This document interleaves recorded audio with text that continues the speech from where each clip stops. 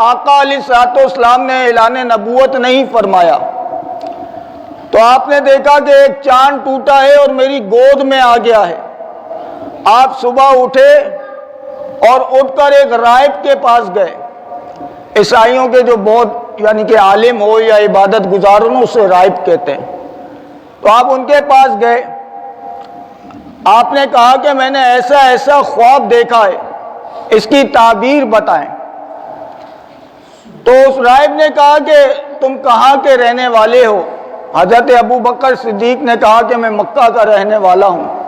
فرمایا تمہارا قبیلہ کون سا ہے؟ فرمایا کہ قریش۔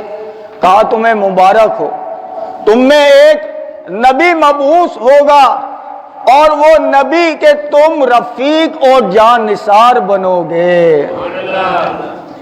تو اس وقت تو حضرت ابو بکر صدیق رضی اللہ تعالیٰ عنہ نے کہا کہ یہ کیسے ہو سکتا ہے کہ مکہ میں تو اتنے اوباش قسم کے لوگ ہیں، چور اور اس طریقے کے لوگ ہیں، ان میں کیسے کوئی جو ہے نا ایسا نبی مبعوث ہو سکتا ہے؟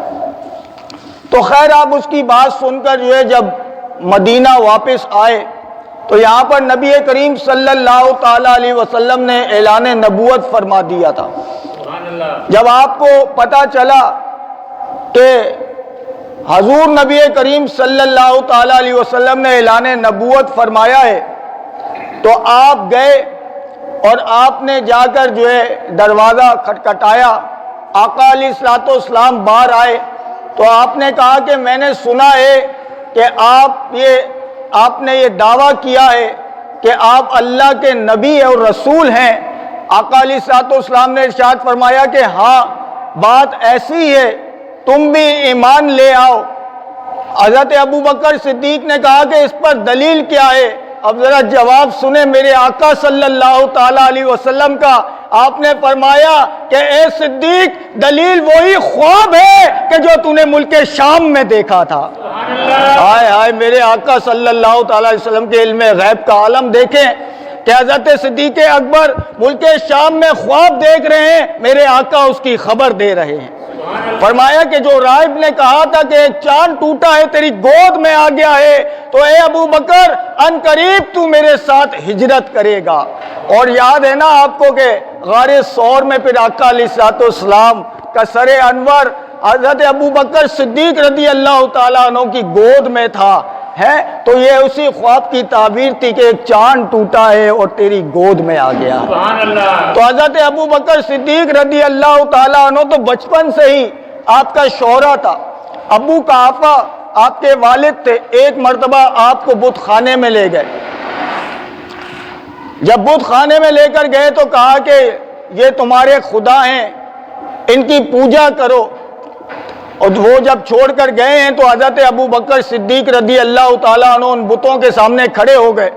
فرمایا کہ میں بھوکا ہوں، مجھے کھانا کھلاؤ، میں ننگا ہوں، مجھے کپڑا دو۔ وہ بت تھے، وہ کیا جواب دیتے؟ آپ نے ایک پتھر اٹھایا اور بت کو مارا اور بت ٹکڑے ٹکڑے ہو گیا۔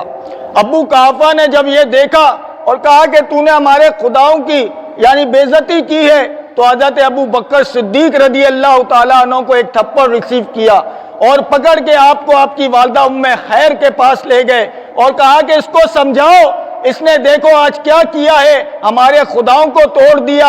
تو ام خیر نے کہا ارے اس کو اس کے حال پر چھوڑ دیں، کیونکہ جب یہ پیدا ہوا تھا، جب یہ میرے شگم میں تھا تو مجھے غیب سے آوازیں آتی تھی، اے ام خیر تجھے مبارک ہو، تیرے گھر صدیق پیدا ہونے والا جس کا آسمانوں میں نام صدیق ہے۔ ایک مرتبہ نبی کریم صلی اللہ تعالیٰ علیہ وسلم بیان فرما رہے تھے کہ جو نمازی ہوگا بروز معاشر اسے نماز کے دروازے سے بلایا جائے گا، جو روزے دار ہوگا اسے روزے کے دروازے سے بلایا جائے گا، جو جہاد کرے گا اسے جہاد کے دروازے سے بلایا جائے گا۔ اور جو ہے نا صدیق اکبر نے کہا کہ یا رسول اللہ صلی اللہ تعالیٰ علیہ وسلم کیا کوئی ایسا بھی ہے کہ جنہیں ان سب دروازوں سے بلایا جائے؟ تو آقا علیہ الصلوۃ والسلام نے ارشاد فرمایا کہ اے صدیق وہ تو ہے کہ جسے ہر دروازے سے بلایا جائے گا۔ خود نبی کریم صلی اللہ تعالیٰ علیہ وسلم نے ارشاد فرمایا کہ ہم پر جس نے جو بھی احسان کیا ہم نے سب کا احسان جھکا دیا سوائے ابو بکر صدیق کے کہ اے ابو بکر تمہارا احسان تو بروز معاشر اللہ تبارک و تعالی ہی عطا کرے گا۔ سیدہ عائشہ صدیقہ رضی اللہ تعالی عنہا ارشاد فرماتی ہیں کہ جس وقت حضرت ابو بکر صدیق رضی اللہ تعالی عنہ ایمان لے کر آئے تو آپ کے پاس 10 درم تھے، درم یا دینار، آپ کے پاس 10 درم تھے، تو آپ نے وہ 10 کے 10 درم نبی کریم صلی اللہ تعالی علیہ وسلم کے قدموں پر قربان کر دیے۔ آقا علیہ الصلوۃ والسلام نے ارشاد فرمایا کہ حضرت ابو بکر صدیق کے مال نے جتنا نفع مجھے دیا ہے، اسلام کو جتنا نفع دیا ہے، اتنا کسی کے مال نے نہیں دیا۔ یہ شان حضرت ابو بکر صدیق رضی اللہ تعالیٰ عنہ کی۔ ایک مرتبہ آقا علیہ الصلوۃ والسلام نے یہ اعلان فرمایا کہ بھائی جنگ کے لیے ساز و سامان کی ضرورت ہے، فنڈ کی ضرورت ہے۔ جیسے کہ ہم کبھی ممبر پر بیٹھ کر کہتے ہیں کہ جی فنڈ کی ضرورت ہے، یہ کریں وہ کریں، تو یہ آقا علیہ الصلوۃ والسلام کی سنت ہے۔ آپ کو بھی جب دین اسلام کے لیے کسی چیز کی ضرورت ہوا کرتی تو آپ صحابہ کرام کو جمع کرتے اور ان کو ترغیب دیتے کہ بھائی جنگ کے لیے گھوڑے چاہیے، جنگ کا سامان چاہیے، کھانے کے لیے یہ چاہیے وہ چاہیے، تو پھر لوگ جو ہے وہ دیا کرتے تھے۔ تو اس طرح آپ ترغیب دے رہے تھے تو حضرت عمر بن خطاب رضی اللہ تعالیٰ عنہ نے دل میں سوچا، کیونکہ حضرت ابو بکر صدیق رضی اللہ تعالیٰ عنہ نیکی کرنے میں سب سے پہلی ہوا کرتے تھے، تو حضرت عمر نے دل میں سوچا کہ آج تو میں حضرت ابو بکر سے بڑھ جاؤں گا۔ سرکار نے اعلان فرمایا ہے تو میں اپنے گھر کا آدھا سامان لے آتا ہوں، آج میں حضرت ابو بکر صدیق رضی اللہ تعالیٰ عنہ سے نیکی میں بڑھ جاؤں گا۔ آپ بھاگتے ہوئے گئے اپنے گھر اور اپنے گھر کا آدھا سامان لے کر آ گئے۔ جب آپ آئے تو نبی کریم صلی اللہ تعالیٰ علیہ وسلم نے ارشاد فرمایا کہ اے عمر کیا لے کر آئے ہو؟ فرمایا یا رسول اللہ اپنے گھر کا آدھا سامان لے آیا ہوں اور آدھا اپنے گھر والوں کے لیے چھوڑ دیا ہے۔ اتنے میں حضرت ابو بکر صدیق رضی اللہ تعالیٰ عنہ بھی حاضر بارگاہ ہو گئے، تو آقا علیہ الصلوۃ والسلام نے صدیق اکبر سے پوچھا کہ صدیق تم کیا لائے ہو؟ فرمایا کہ یا رسول اللہ اپنے گھر کا سارا سامان لے کر آ گیا ہوں۔ فرمایا کہ اے ابو بکر گھر والوں کے لیے بھی کچھ چھوڑا ہے یا نہیں؟ فرمایا یا رسول اللہ گھر والوں کے لیے اللہ اور اس کا رسول کافی ہے۔